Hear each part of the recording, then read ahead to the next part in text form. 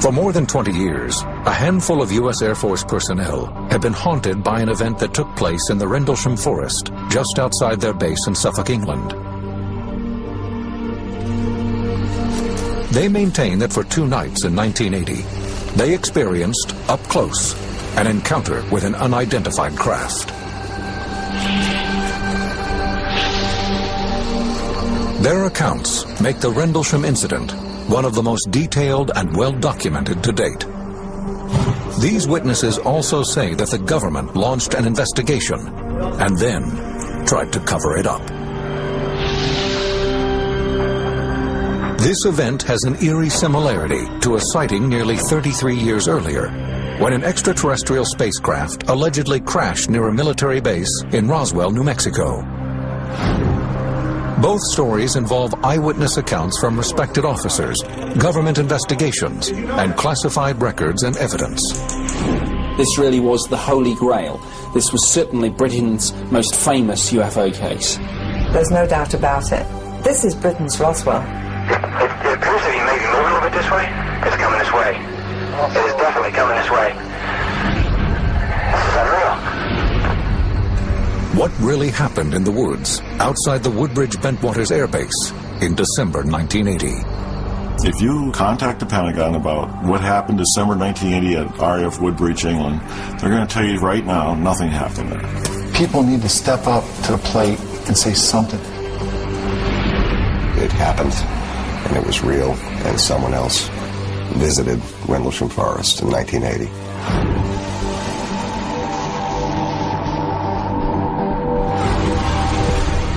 This is Bentwaters Royal Air Force Base. Located 70 miles northeast of London, the now dormant site was once a highly sophisticated military installation.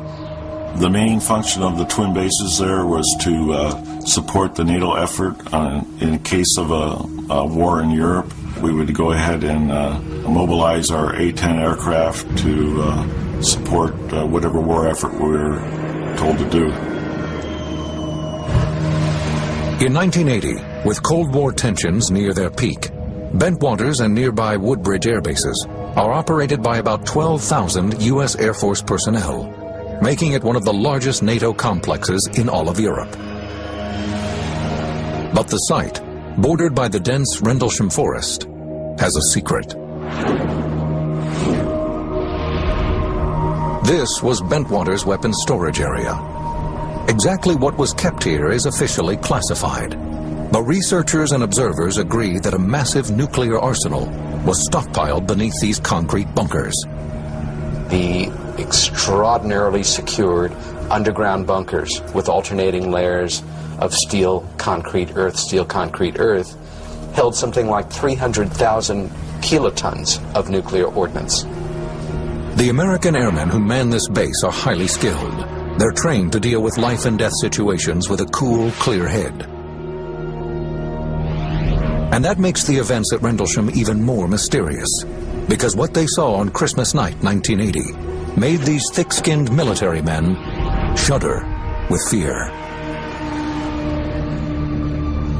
It's 3 a.m. Airman John Burroughs is patrolling the east gate of Woodbridge Air Base, part of his normal routine as a security policeman. Security did the airfields, weapon storage areas, and stuff like that. He controlled the entry of the base. The 20-year-old has been with the Air Force for almost 2 years and has been stationed at Bentwaters for about a year and a half. Tonight, there is nothing to observe but the stars overhead. It was cold that night. It was a clear night, pretty much. You know, it was a clear night. There's a little bit of fog.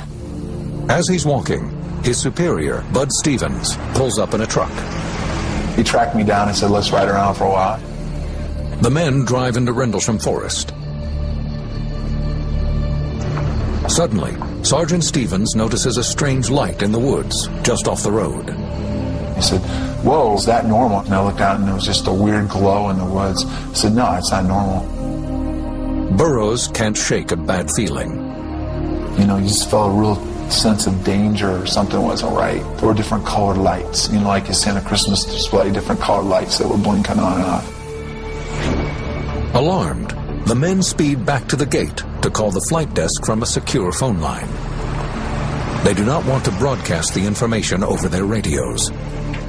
At Burroughs' insistence, the call is transferred to the base's Central Security Control, or CSC. The shift commander dispatches 26-year-old Sergeant Jim Peniston to the site. Peniston has been a security policeman with the Air Force for 7 years. They told me I need to go out the East Gate. We have a situation out there. And I said, what type of situation? He said, well, I'd rather have the on-scene patrolman tell you what that is. And I says, well, can I wait? No, you gotta get out immediately. Within minutes, Peniston and his driver arrive at the East Gate. Burroughs and Stevens direct his attention to the woods. I seen this multicolor, yellow and red. It was about, 200-300 meters away.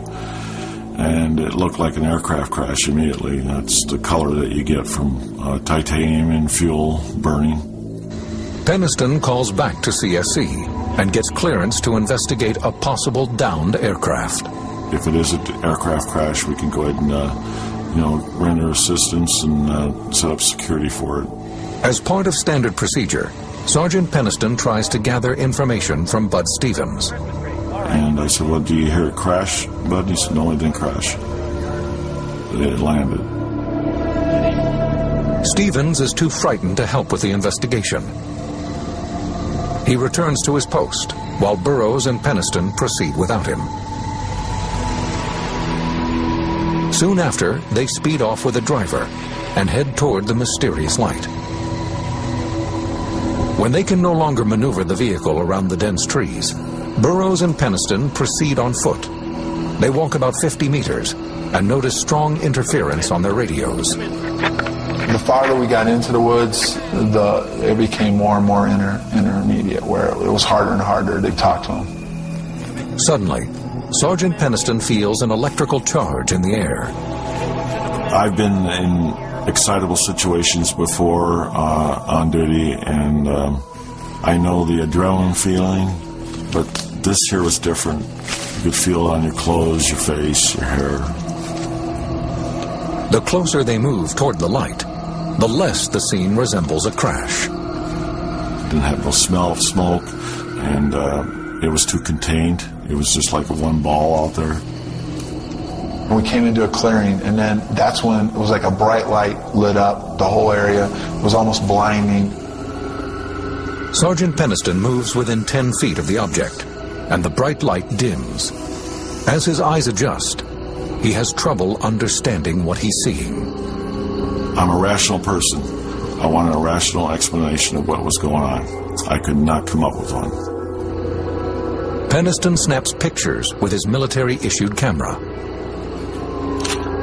The craft was triangular in shape and measured probably 9 feet wide by about 8 feet high.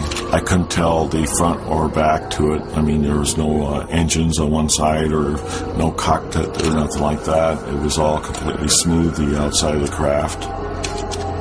He then circles the object, writing descriptions in a notepad. These are the notes he wrote that night. Surface is unknown. Identity unknown. No apparent landing gear present. No sound, but appears to be operating somehow. Peniston's handwriting changes dramatically as he gets closer to the craft. I was really having problems with the type of craft. I keep saying it's unknown. I have a problem with understanding what I'm recording here. When he draws near enough, he reaches out and touches the object. The fabric of the craft was smooth, like glass. It was warm to the touch, but not hot.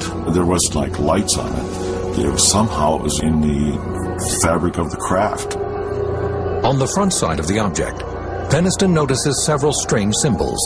He copies them in his notebook as well. They were like markings, not numbers, not language. There were several, maybe 6 symbols, measuring 3 feet wide.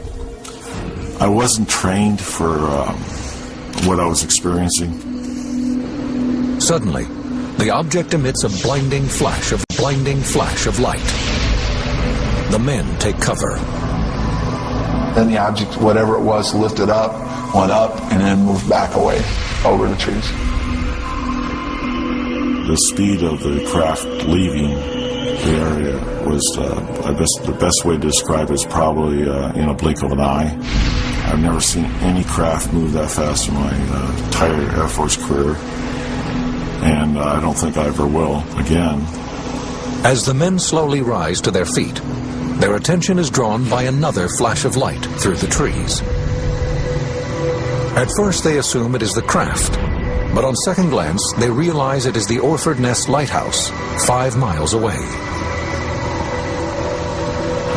Burroughs and Penniston check their radios. They're working again. It is now around 5 a.m., roughly 2 hours since they first spotted the mysterious lights in the woods. They contact the CSC, and their commander orders them to rendezvous with a security team back at the East Gate. So we were like, what are we going to say? We can't explain what we saw. We can't explain what just happened. Later that morning, the men are brought in for debriefing. Penniston is reluctant to divulge everything he witnessed. It was not a good career move to report exactly what we seen. I went into the shift commander's office with Burroughs, and we gave a sanitized briefing of what happened that night. After the debriefing, Penniston says the shift commander issues him a thinly veiled warning. Gentlemen, he says, Project Blue Book ended in 1969, and sometimes things are best left alone. Project Blue Book was the code name for the U.S. Air Force's controversial UFO investigation unit. During the course of our investigation... Before it was disbanded, its goal was to determine if UFOs were a potential threat to national security. Despite his commander's warning, Sergeant Penniston can't put the strange encounter out of his mind. I got back to my house and I couldn't go to sleep. I'd probably sat around the house for maybe 2 or 3 hours, and finally I said, well, I got to go back out there.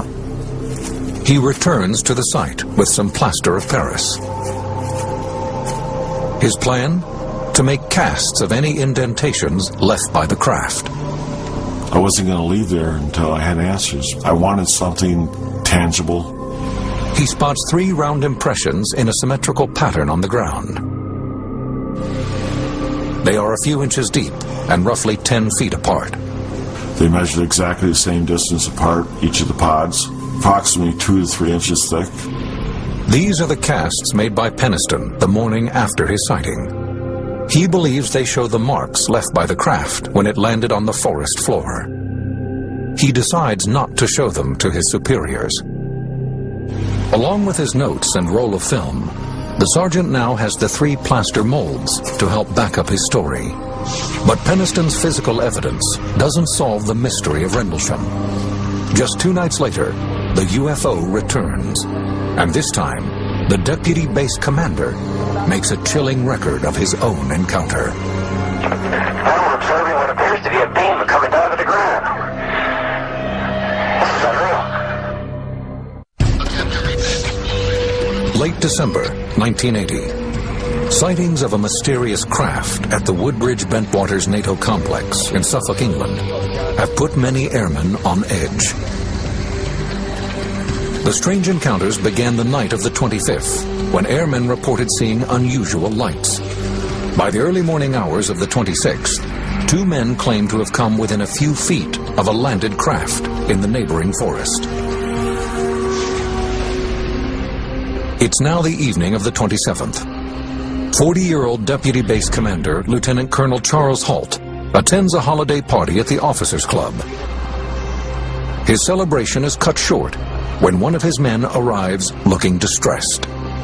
He showed up just white as a sheet. And he wasn't the type of person to get too excited too easily. He was a former Marine. He said, "It's back." We looked at each other and said, "What's back?" He said, "The UFO." After 2 nights of disturbing stories, Holt decides to investigate for himself. The police were spending more time looking in the sky than they were at the airplanes they were supposed to be protecting. It's time to put this to rest. Holt instructs a 3-man security team to assemble their gear and meet him at his quarters. Within minutes, they head toward the Rendlesham forest. By the time Holt arrives, a security cordon has been established around the perimeter of the woods. Holt is briefed on the situation and is told that the UFO is no longer visible, but the men are experiencing mysterious outages in their high-powered floodlights, called light-alls. Holt and his team collect their gear, a still camera, a Geiger counter for measuring radiation, and a night vision device called a starscope. I took my small personal cassette recorder, which I carry just about everywhere with me, just to record the events. The team heads into the dark woods. And I was going to investigate and show that there was definitely a good, reasonable explanation for everything. The following is the recording Holt made that night. 150 feet or more from the initial, I should say, suspected impact point.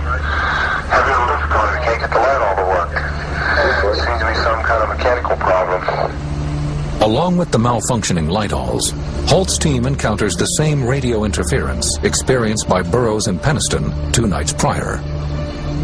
They are walking through the area where Burroughs and Penniston reported seeing the unidentified craft, when Holt notices gashes in the bark of several trees. It looks as if they have been struck by a large object. Holt orders one of his men to take photographs. He took pictures of the indentations of the trees and everything. He was taking snap, snap, snap all the time. The Geiger counter begins registering high levels of radiation, but only in the areas surrounding the alleged landing site. Is there any readings on the tree you're taking samples from on the side facing the suspected landing site? 4 clicks max. Up to 4. Interesting. That's right where you're taking the sample now. 4. That's the strongest point on the tree? Yes, sir. Have you got to the back? There's no clicks whatsoever. Suddenly, the dark woods are alive with sound. We're hearing very strange sounds out of the farmers' barnyard animals. They're very, very active, making an awful lot of noise. All the animals in the forest were acting up, making a lot of noise. And the barnyard animals from the farm, which was on the adjacent side of the particular location, were also acting up. One of his men points out a glowing light in the distance. With his tape recorder rolling, Holt documents every moment of this encounter. You just saw a light there. Wait a minute, slow down. Where? Right at this position here, straight ahead, in between the tree. There it is again.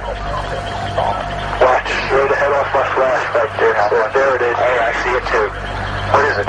Don't know, sir. We saw this bright red glowing object. It looked like an eye. It's the best way I can describe it. It was bright red, had a dark center, and appeared like as though it were winking. We're about 150 or 200 yards from the site. Everything else is just deathly calm. There is no doubt about it. There's some type of strange flashing red light in here. It's yellow. I saw a yellow tinge in it too. Weird. It appears that you may be moving a little bit this way. It's brighter than it has been. Yellow. It's coming this way. It is definitely coming this way. It was moving through the trees, horizontally, but also traveling vertically. In other words, it was zigzagging through the trees and dripping what appeared to be, the best way I can describe it, as molten metal. Holt and his men pursue the object into a nearby field. As we approached, it receded. It went away from us. It went out into the farmer's field. It stayed there for probably 20, 30 seconds, maybe a little more. There is no doubt about it. This is weird. And then it silently exploded and broke into multiple white objects. So we went into the field and searched around on the ground looking for burnt marks or evidence of whatever was coming off the object. The men find nothing in the field. Overhead, the object makes a sudden turn. It approached us at very, very high speed. Oh, here he comes from the south. He's coming toward us now. It stopped overhead and sent down a beam. The best way I can describe it is like a laser beam. No, we're observing what appears to be a beam coming down to the ground. This is unreal. It was a steady, constant beam as far as the diameter. It fell at our feet, and we all just went in awe. And I thought, was it trying to signal? Is it trying to warn us? Is it threatening us? And just as suddenly as it appeared, the light went click and was off.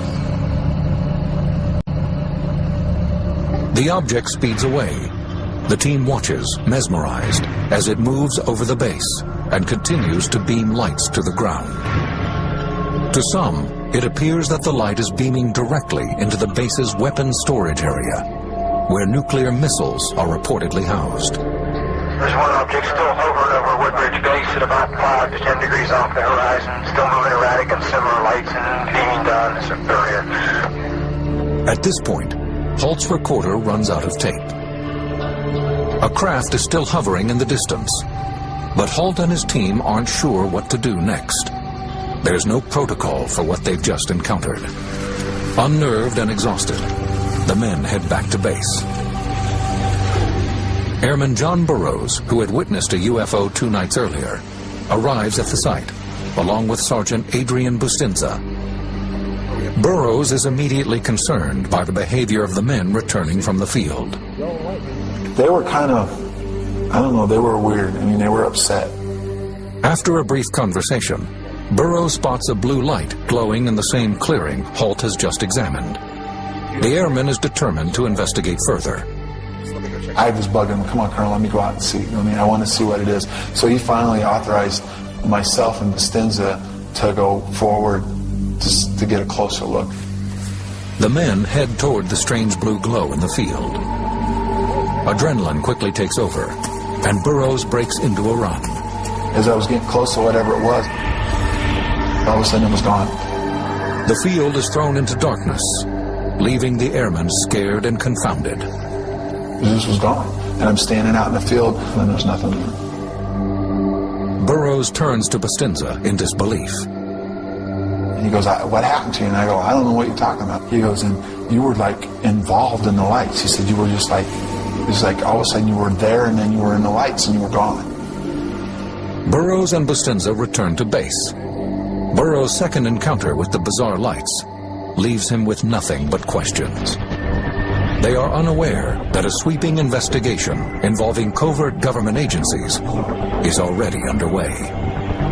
The men claim that as they headed back to the base that night, they were walking into a government conspiracy. January 1981. Rumors are swirling around the Woodbridge Bentwaters air bases in eastern England after mysterious UFOs are sighted by the U.S. Air Force personnel stationed there. Many of them were some years into their tour of duty. These were highly trained witnesses. It's not as if they'd all just turned up there the night before. The military investigation that followed remains controversial to this day. Those who say they witnessed the UFOs believe the military was more interested in damage control than in finding the truth. What our government did in the name of secrecy to these individuals is absolutely shameful. According to these airmen, they soon became unwilling participants in a government cover-up. Initially, the investigation follows standard military procedure. Deputy Base Commander Charles Holt, a witness himself, begins debriefing the airmen who reported seeing the craft. I had no choice. I couldn't ignore it. There were so many witnesses and so many people at so many different places. John Burroughs, who witnessed the UFOs on both nights, says his interview is clear-cut. He took our statements, kind of looked at them, said it was really a wild thing, and there's really no explanation for what's going on, and that's how it was kind of left. Others, like Sergeant Jim Peniston, say that after their meeting with Holt, a long and disturbing process begins. 2 weeks after his initial interview, Peniston is called for another debriefing. This time, it is with a high-ranking team of investigators, the OSI. The OSI is the Office of Special Investigations. It's, how shall I say, the discreet police is one way to put it. And they are there to police the US Air Force. And they can actually walk into an office of a general and, even arrest him, if you like. That's how powerful they are. When Peniston enters the room, the mood is ominous. He begins to give a statement and offers the investigators sketches and notes of his encounter. According to Peniston, the rest of the interview is a blur. To this day, he has a difficult time recalling precisely what tactics the OSI used to extract his information. They took extra steps to make sure I was telling the truth. Sodium pentothal. I'm sure I gave a release for that.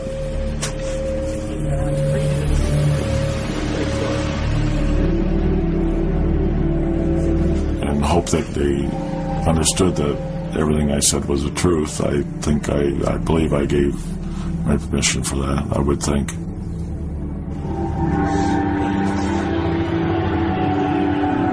To Peniston, the military's investigation takes on a sinister tone as more men are called in for questioning.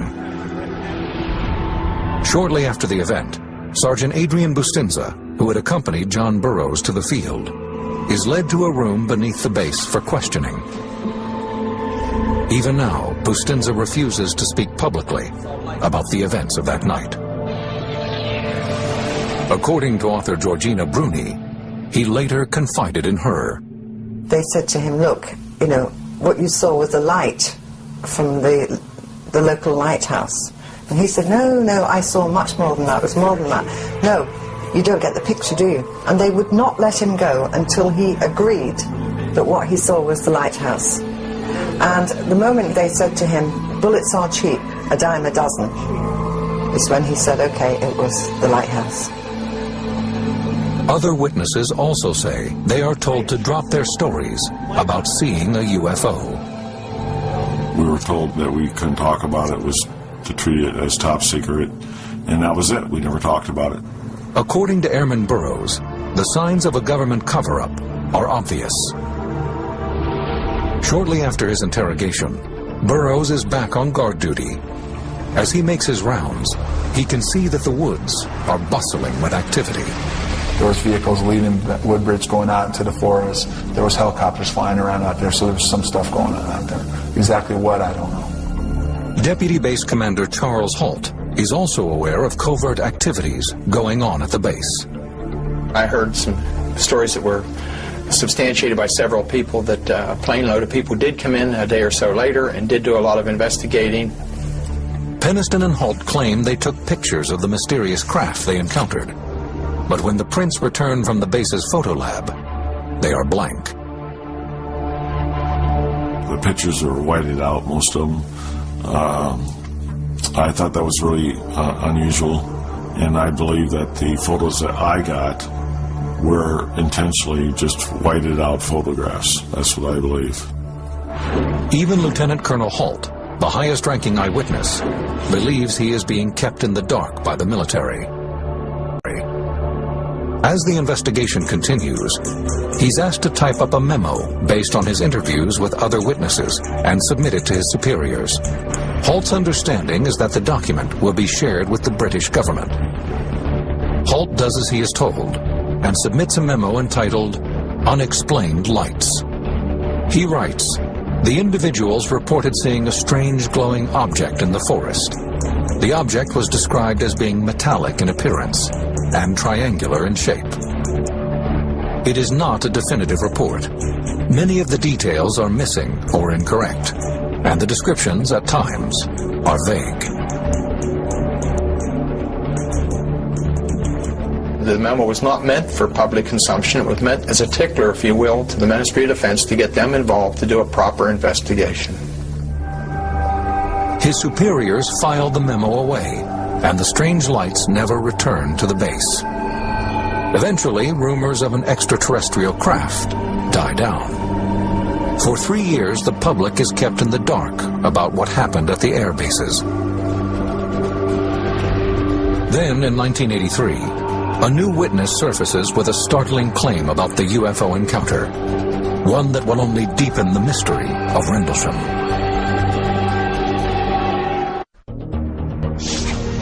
October 2nd, 1983. The British Sunday tabloid News of the World hits newsstands with the headline, UFO lands in Suffolk, and that's official. The article claims that a mysterious craft, moving under intelligent control, invaded the skies above the Woodbridge-Bentwaters air bases in late December 1980. But most intriguing is the offering of a piece of written evidence. an official U.S. Air Force memo confirming the alleged sightings.